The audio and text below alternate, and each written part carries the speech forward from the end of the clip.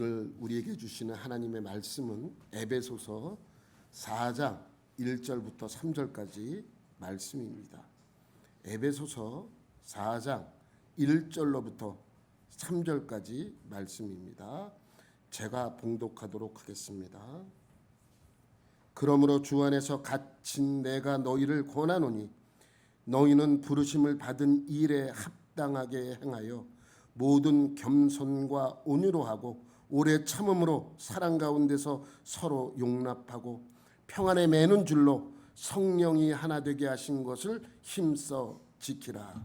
아멘. 에베소서는 총 6장으로 되어 있다라고 말씀을 드렸습니다. 근데 크게 둘로 나뉩니다. 기억하시죠? 지난주에 말씀드린 거? 첫 번째는 1장부터 3장까지고 두 번째는 4장부터 6장까지 말씀입니다. 1장부터 3장까지는 우리는 그리스도인으로서 무엇을 믿는가?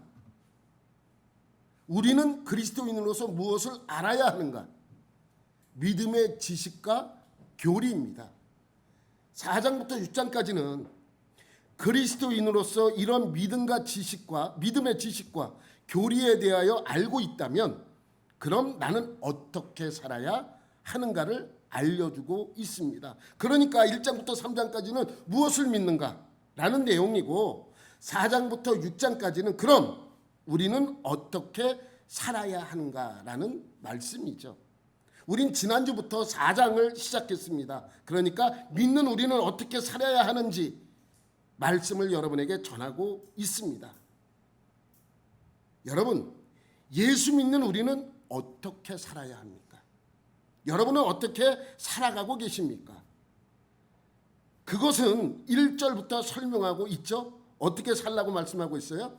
그러므로 주 안에서 갇힌 내가 너희에게 권하노니 너희는 부르심을 받은 일에 합당하게 행하래. 합당하게. 합당하라는 말씀은 뭡니까? 부르심에 합당하게 행하라. 이것이 첫 번째 권면인데 합당하게 행하는 삶은 어떤 삶입니까? 합당이라는 말의 뜻은 뭐라 그랬어요? 어울린다. 그러니까 그리스도인으로서 어울리게 살아가고 있는가라는 거예요. 여러분은 생활할 때, 여러분은 무슨 일을 할 때마다 내가 그리스도인으로서 합당한 삶을 살고 있는가? 그리스도인으로서 어울리는 삶을 살아가고 있는가? 여러분 늘 질문을 해야 돼요. 이 일은, 이 행동은 그리스도인으로서 어울리는 행동인가?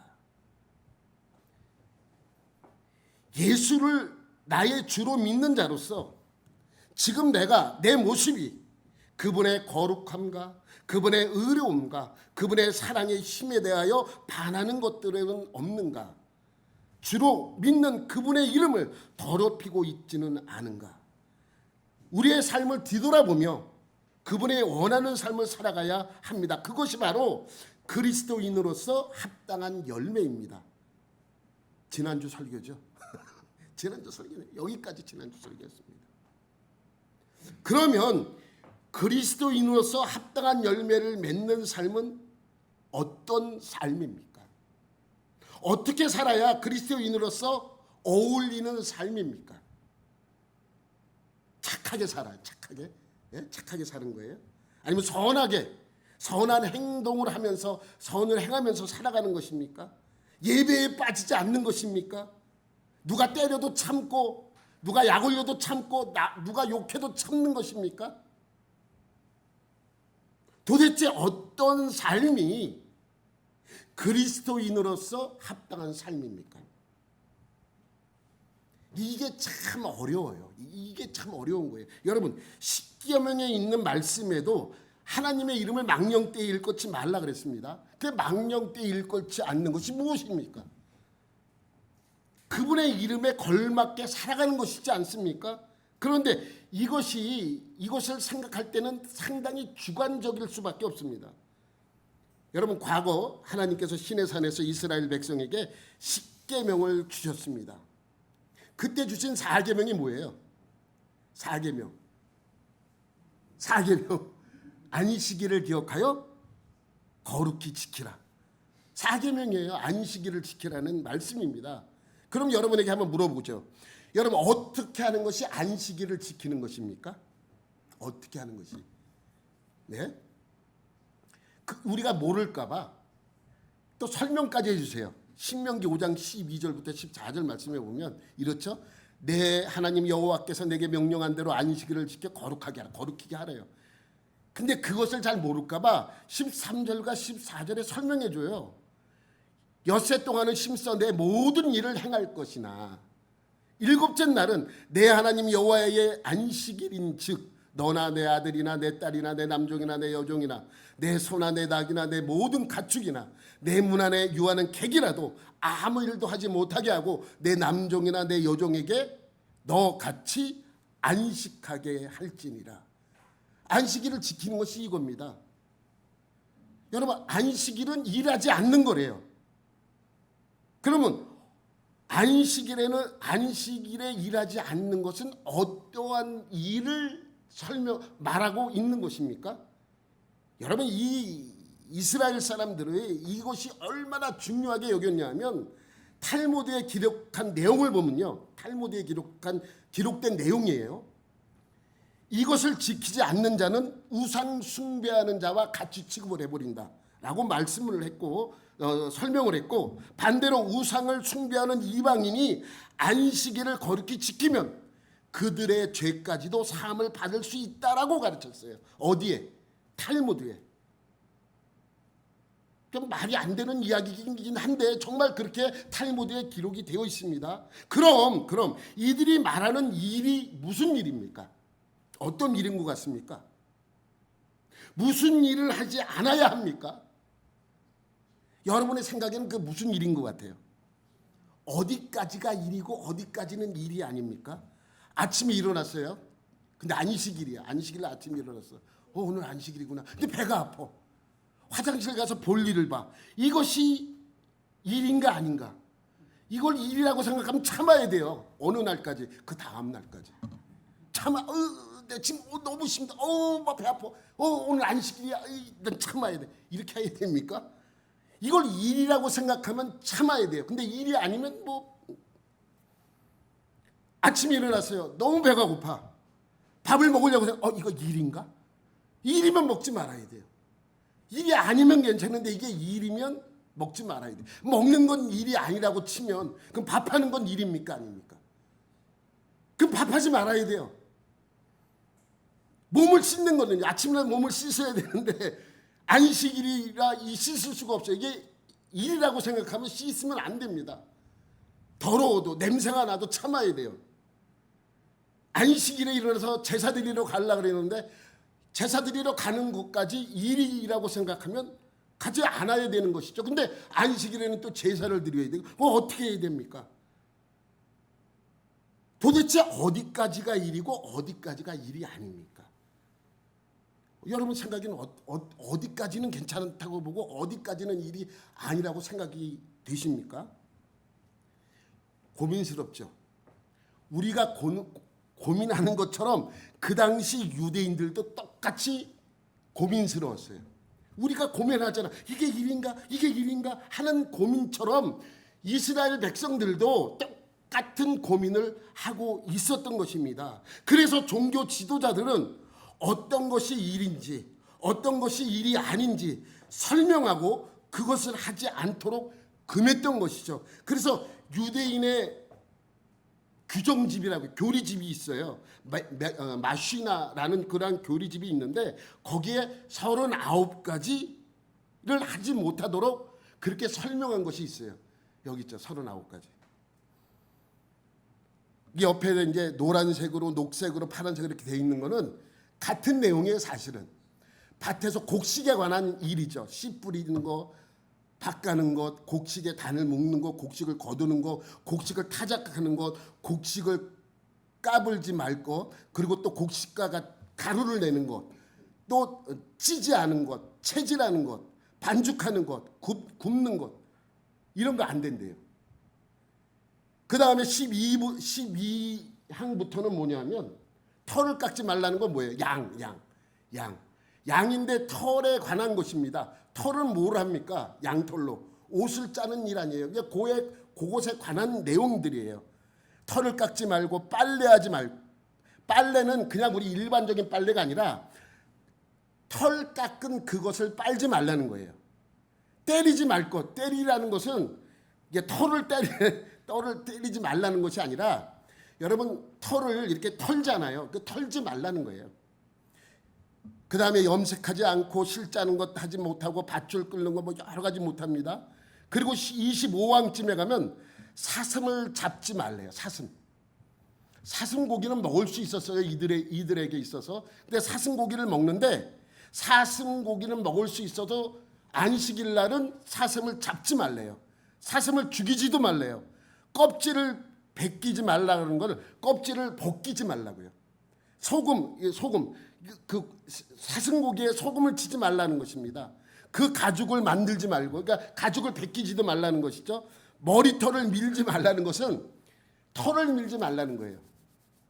그것을 깎지 말고, 깎지도 말라는 거예요. 부드럽게 만들지도 말라는 것입니다. 32번째, 33번째 장은 뭐냐면 두 글자 이상을 쓰지 말라. 한 글자는 괜찮나 봐요. 한 글자는. 두 글자를 쓰지 말고 또 두 글자를 지우지도 말래요. 그리고 34번째 장부터는 집을 짓는 노동에 관한 것이죠. 집도 짓지 말고 헐지도 말고 망치질도 하지 말고 불을 끄지도 말고 켜지도 말고 집 안에 있는 물건을 밖에다 옮기지 말고 밖에 있는 물건을 집 안으로도 옮기지 말래요. 그럼 이거 외에는 괜찮은가? 이거 외에는 괜찮은가? 이게 여러분 메시나라는 그러한 교훈집에 있는 내용이에요. 정말로. 그런데 여러분 그 외에도 또 기록이 남아 있는 것들이 있습니다. 집 밖으로부터 500m 내지 1km 밖으로 나가지 말래요. 또 새끼를 낳는 짐승이 있어도 도와주지 말래요. 그날은 도와주는 건 일이에요. 새끼 낳다가 죽으면 그거는 그래도 놔두라는 것입니다. 그러면 아기 낳는 거는 일입니까? 우리 사람들의 아기 낳는 거. 아기 낳을 때 그럼 아기 낳아? 오늘 안식일인데 참어 내일 낳아. 이렇게 할 수 없잖아요. 뭐 어떻게 합니까? 그럼 혼자 낳아야 돼요? 혼자? 집 안 청소도 못하게 되어 있고요. 아기를 안아주는 일도 못합니다. 업어주는 일도 금했습니다. 다만 예외 규정이 하나 있어요. 그게 뭐냐면 안식일에 허용된 일은 뭐냐면 사람의 생명을 구하기 위하여 이러한 금지 사항을 어겨도 되도록 허락하였습니다. 그 일이 사람의 생명과 연관이 되어 있다면, 그러면 아기 낳는 거는 괜찮죠. 아기 낳는 건 사람의 생명과 연관이 있잖아요. 만약 안식일에 대한 규정을 어겼을 때는 어떻게 했을까요? 어떻게 했을 것 같아요? 돌로 쳐 죽였어요? 아니에요. 안식일에 대한 규정만큼은 죽이지는 않았지만 7년 동안 가두는 규정이 있었다고 합니다. 정말 했는지 안 했는지 몰라. 7년 동안 격리시켜버리는 거예요. 그랬대요. 나는 근데 그 당시에 살아보지 않았기 기록에 남아 있으니까 제가 여러분에게 설명을 드리는 것입니다.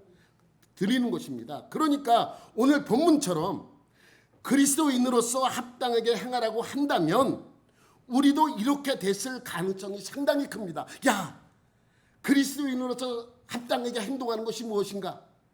그거 규정을 세우려면 얼마나 머리가 아프겠습니까? 여러분, 주일날 빠지는 것도 안 돼, 늦어도 안 돼, 뭐 이런 거 세울 거 아닙니까? 밥만 먹지 고기는 먹지 말라. 교회에서 먹는 건 괜찮은데 나가서 사 먹는 건 안 된다. 뭐 이런 규정도 세웠을 거 아닙니까? 여러 가지 규정, 이렇게 우리가 될까봐, 이렇게 우리가 복잡하고 머리가 아플까봐 바울은 그리스도인의 합당한 모습을 어떻게 설명하고 있냐 하면, 그리스도인으로서 합당한 삶의 모습은 어떤 모습인가 오늘 본문에 설명하고 있습니다. 그러므로 주 안에서 갇힌 내가 너희에게 권하노니 너희가 부르심을 받은 일에 합당하게 행하며, 합당하게 행하는 것이 뭐예요? 겸손과 온유와 오래 참음과 사랑 가운데서 서로 용납하는 거예요. 이렇게 오해할 수 있어요. 근데 이게 아닙니다. 파란 줄로 써놓은 게 아니라고 여러분에게 알리기 위해요. 파란색으로 칠해놓은 거예요. 여러분, 그리스도인으로서 합당하게 행하는 것은 무엇이냐면 3절이에요. 3절만 시작. 평안에 매는 줄로 성령이 하나 되게 하신 것을 힘써 지키라. 여러분, 성령이 하나 되게 하신 것을 힘써 지키라. 그러니까 잘 이해를 하셔야 돼요. 하나가 되는 거구나. 성령으로 하나가 되는 것이 합당하게 행하는 것이구나. 아니에요. 잘 보세요. 하나가 되는 것이 아니라 하나가 된 것을 뭐예요? 지키는 거예요. 지키는 것. 여러분 잊지 마십시오. 하나가 되려고 해서는 늘 싸움밖에 일어나지 않아요. 이미 하나 된 것을 지키는 것이 부르심을 받은 일에 합당하게 행하는 것입니다. 그러면 우리는 무엇으로 하나가 되었습니까? 사랑의 띠입니까? 우리는 사랑의 띠로 하나가 되었잖아요. 사랑의 띠 때문에 우리가 하나가 된 것입니까? 아닙니다. 우리가 하나라고 이야기하는 것은 신앙 고백하는 것부터 시작이 되는 것입니다. 누구나 여기 있는 누구나 같은 하나님을 뭐라고 불러요? 아버지라고 부릅니다. 신앙 고백할 때 그 말씀이 있지 않습니까? 여기 있는 누구나 예수 그리스도를 누구라고 부릅니까? 주라고 부릅니다. 우리는 동일한 신앙 고백에서 하나가 된 것입니다. 그러므로 우리는 다 하나님의 권속이요 하나님의 자녀요 그리스도 예수를 머리로 하는 몸으로서의 서로 지체들입니다. 그러니까 이미 신앙 고백을 하는 순간 우리는 하나가 된 것이죠. 그런데 자꾸 뭐 해야만 된다 그래요? 하나가 되어야 한다고 말합니다. 이미 우리는 하나입니다. 그러니까 갈라지는 겁니다. 우리 교회는 갈라질 사람도 없지만 제가 큰 교회에 있어봐서 알잖아요.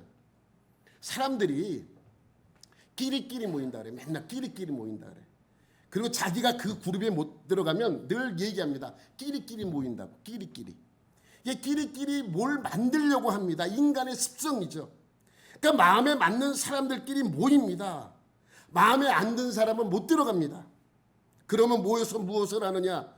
누구를 도와주고 어떠한 일을 하고 이러한 거 이야기하면 얼마나 좋겠습니까? 마음에 안 든 사람, 그러한 사람을 흉보기 시작하죠. 근데 흉보는 내용이 저 사람은 신앙이 참 안 좋아. 왜 저렇게 주일날 빠지고 그래? 이런 거 고민해주면 얼마나 좋겠습니까? 그런 거 흉보면 얼마나 좋겠습니까? 기껏 흉보는 내용이 왜 옷을 저렇게 입냐? 머리는 왜 이상하게 저렇게 만들었느냐? 못 봐주겠다느니 뭐 그런 이야기들이에요. 제가 여성교회 담당이어서 알잖아. 여성교회 담당. 응? 여러분 꼭 그런 나쁜 이야기를 하면 그게 나쁜 이야기인 줄 알아요. 그래서 마지막에 뭐라 그래요? 나도 부족하지만. 꼭 그 얘기를 붙여요. 나도 부족하지만. 부족한데 왜 말을 합니까? 이런 걸 사람들을 참 좋아하잖아요. 또 거기에 들지 못한 분들은 어떻게 거기에 들고 싶어서 비율을 맞추려고 하고 이런 것들이 성령이 우리를 하나 되게 한 그것을 깨고 있는 것입니다. 우리 교회 말고요. 우리 교회는 참 건전해요. 우리 교회니까 그렇게 아니에요. 보세요. 여러분 식사 끝나고 다 가실 분들은 다 가지만 남아서 뭐 합니까? 성경 읽어요. 제가 여러분에게 성경 읽으라고 말한 적이 없습니다. 모여서 기도하라고 말한 적이 없어요. 찬송하라고 말한 적이 없습니다. 그런데 뭐 하고 있어요? 다 갈 사람 가고 바쁘지 않은 사람끼리 모여서 남 흉보지 않아요. 성경 읽고 찬송 부릅니다. 찬양합니다. 얼마나 건전합니까?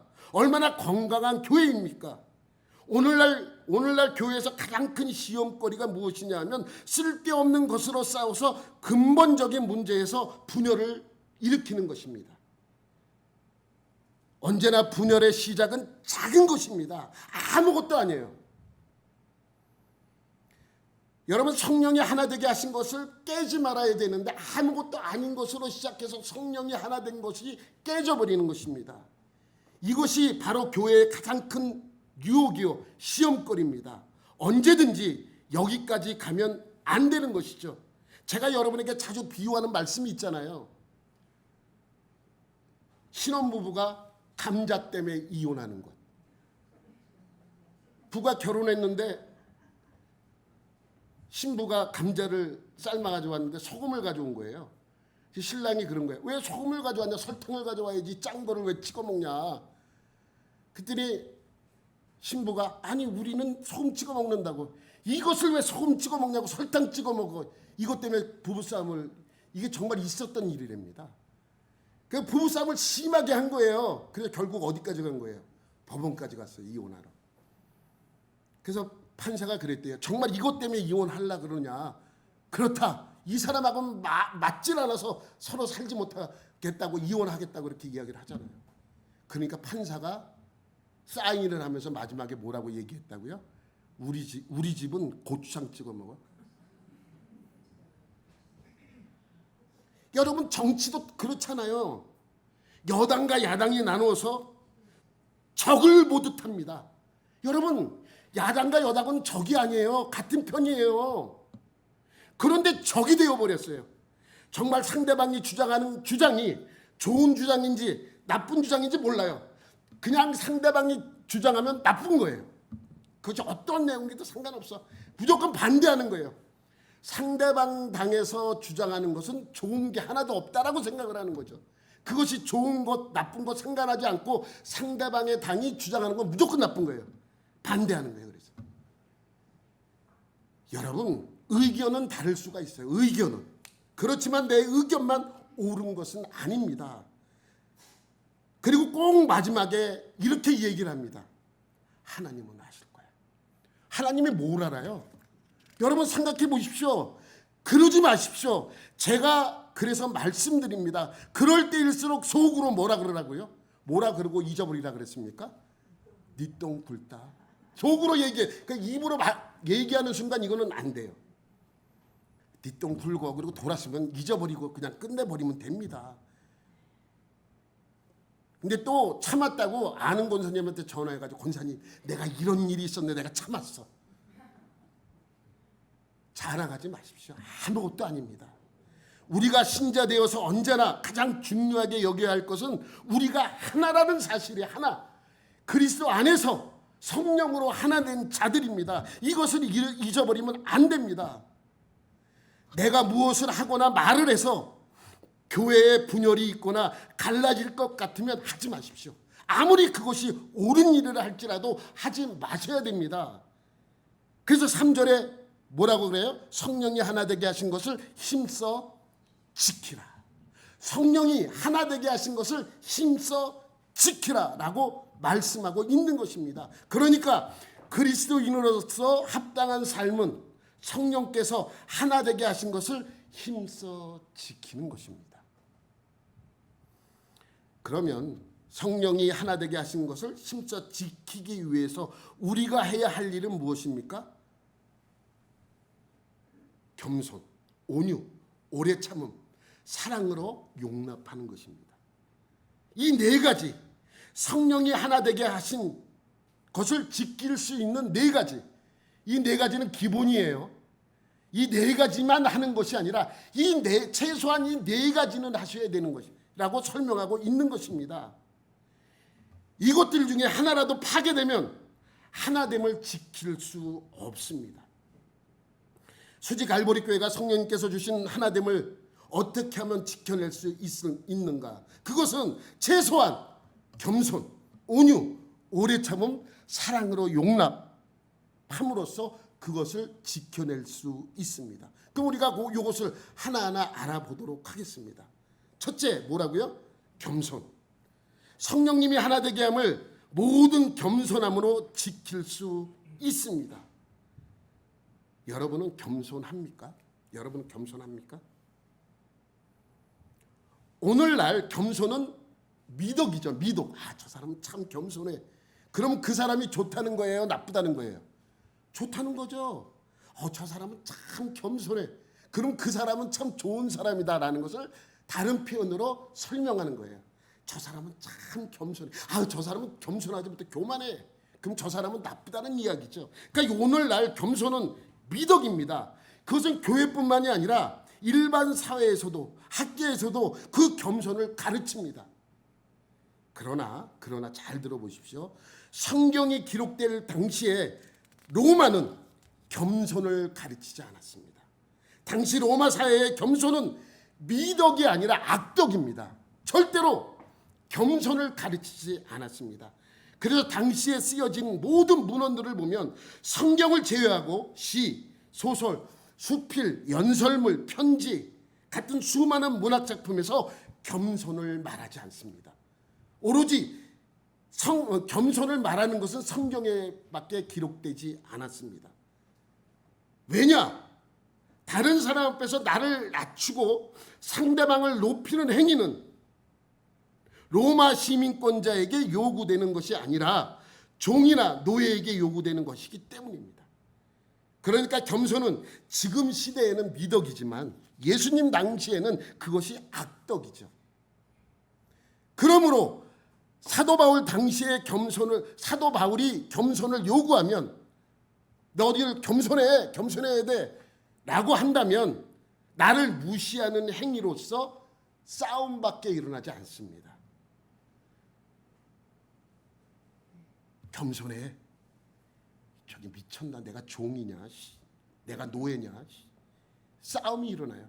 그러니까 이 당시에는 미덕은 내가 누구인지, 내가 얼마나 잘났는지, 내가 어느 자리에 있는지, 내 능력이 얼마나 출중한지 증명하는 것이 미덕이에요. 다른 사람 앞에서 나를 낮추고 다른 사람을 높이는 것은 로마 사람들에게 요구되는 것이 절대로 아닙니다. 그러니까 겸손은 종이나 노예에게나 요구되는 것입니다. 당시 로마 사회는 철저한 계급 사회였기 때문입니다. 지금도 약간 그런 것이 남아 있어요. 여러분 생각해 보세요. 내가 한 끼에 10만 원짜리를 먹어요. 그럼 여러분 뭐라 그러겠습니까? 저 목사 새끼가 미쳤나? 그럴 거 아니에요.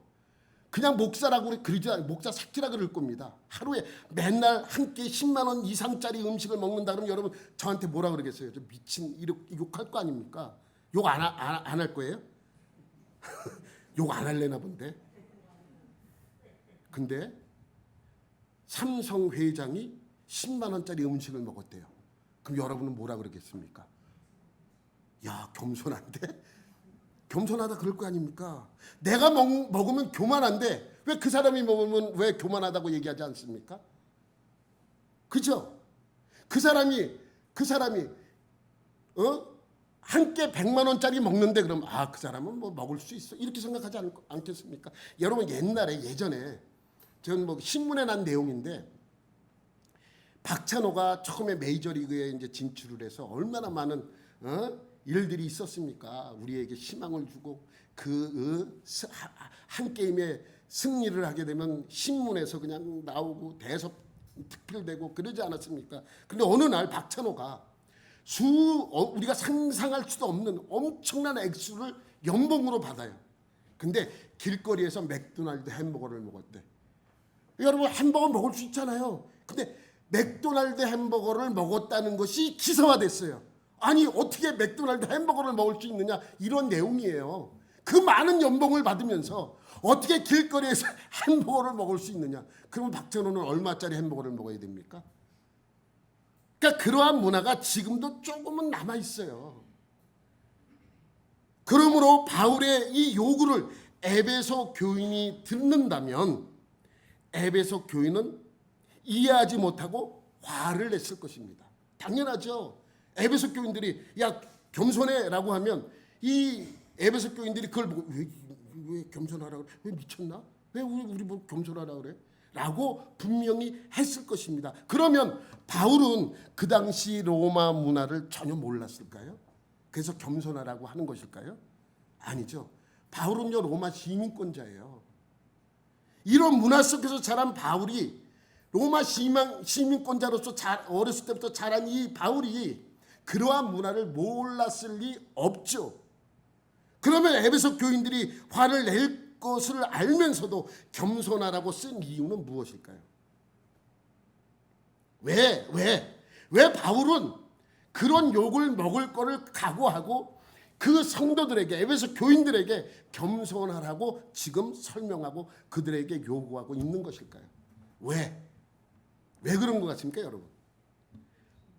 예, 간단해요. 예수님이 그렇게 하라고 우리에게 명령하셨기 때문입니다.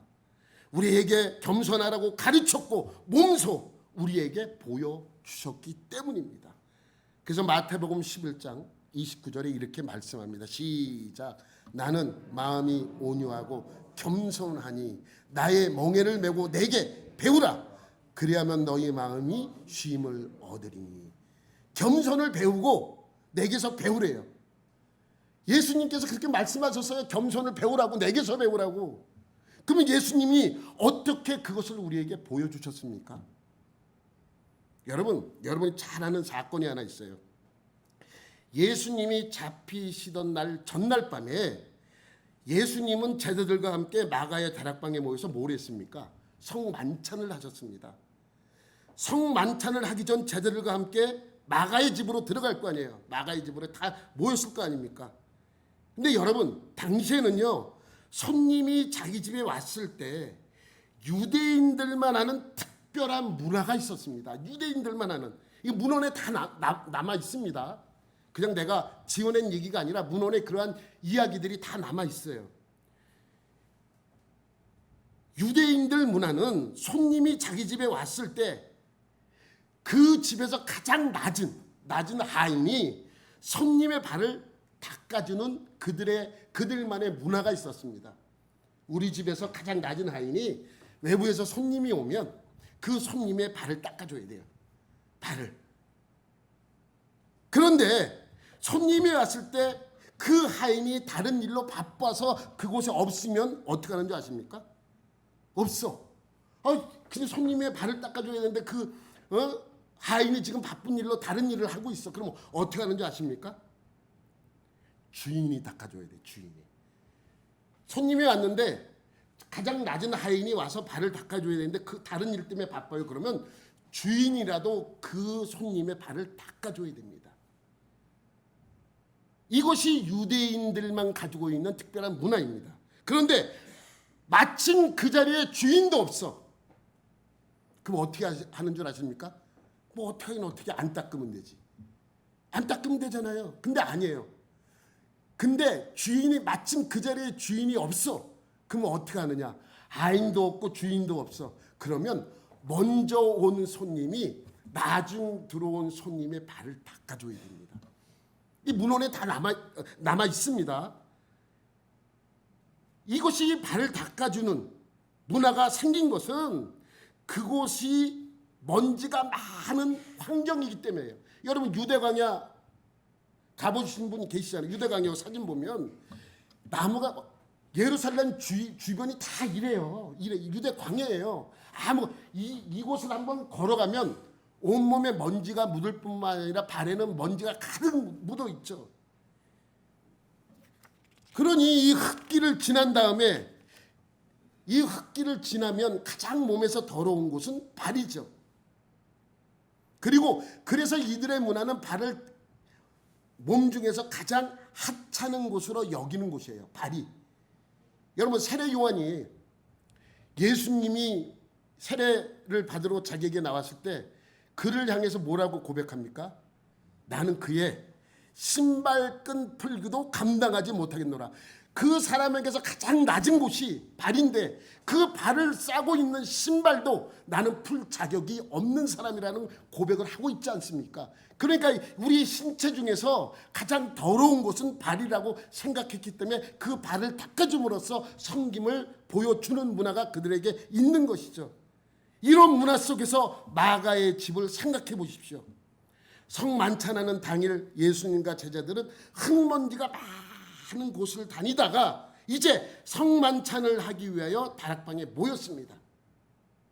그곳에는 마침 하인도 없었고 집 주인도 없었습니다. 그럼 제자들과 예수님이 다락방에 들어간 뒤에 누가 발을 닦아줘야 됩니까? 누군가는 발을 닦아줘야 돼요. 근데 그 누구도 발을 닦아줄 생각을 안 해. 서로 눈치 보는 거야. 눈만 왔다 갔다 하는 거죠. 왜? 야, 내가 그래도 선배인데, 내가 좀 그래도 나이가 많은데 저놈은 왜 닦아줄 생각을 안 하지? 나이도 어린 게? 뭐 이런 생각을 했을 거 아닙니까? 서로 눈치를 보면서 닦아주지 않습니다. 모두들 자기의 손이 다른 사람의 더러운 발 만지는 것을 꺼려한 것이죠. 그렇게 얼렁뚱땅 넘어가려고 할 그때에 예수님이 벌떡 일어나시더니 수건을 허리에 동이십니다. 그리고 물을 가져오십니다. 그리고 그 물을 가지고 제자들 앞에 놓고 무릎을 꿇습니다. 여러분, 이 모습을 보면 통곡하셔야 돼요. 여러분 생각해 보십시오. 이 장면이 어떤 장면입니까? 높고 높으신 만왕의 왕 하나님이 가장 낮은 피조물 앞에 무릎을 꿇는 장면입니다. 죄 없으신 성결한 하나님이 죄인 앞에 무릎을 꿇는 장면입니다. 무릎을 꿇고 제자들의 발을 닦기 시작하십니다. 어떤 제자는 감히 자신의 더러운 발을 예수님 앞에 내놓을 수 없다고 하자 예수님이 뭐라고 하십니까? 너희 발을 씻기지 아니하면 나는 너희와 상관이 없느니라 라는 말씀도 하십니다. 그리고 제자들의 더러운 발을 하나하나 다 닦아주기 시작하죠. 이것이 겸손입니다. 그래서 예수님이 내게서 배우라고 말씀하고 계시는 것입니다. 우리 가운데 이런 겸손이 있다면 성령님이 하나 되게 하심을 지킬 수 있습니다. 여러분은 예수님께서 이러한 가르침을 받으며 신앙생활을 하고 있습니다. 그러면 그것을 실천하고 계십니까? 여러분의 삶에서 겸손을 실천하고 계십니까? 겸손을 실천하지 못한다면 성령으로 하나 되게 하는 것을 지킬 수 없다는 것입니다. 누가 조금만 섭섭한 소리를 하면 뭐라 그럽니까? 내가 이런 말까지 들어야 돼? 내가 이런 소리까지 들어야 돼? 이런 순간 우리는 성령님이 하나가 되게 하신 것을 지킬 수 없습니다. 여러분, 겸손은 나보다 남을 낮게 여기는 거예요. 낮게가 아니라 낮게 여기시는 것입니다. 여러분, 낮게라는 말 보면 시옷이 아닙니다. 시옷입니다. 지읒이 아니에요. 남을 낮게 여기는 것은 낮게가 아니라 낮게 여기는 것입니다. 이것이 예수님이 우리에게 보여주는 삶의 모습이죠. 여러분 모두 겸손함으로 그리스도인으로서 합당한 열매를 맺고 성령으로 하나 된 우리를 힘써 지키는 여러분들이 되시기를 예수님의 이름으로 축원합니다. 하나님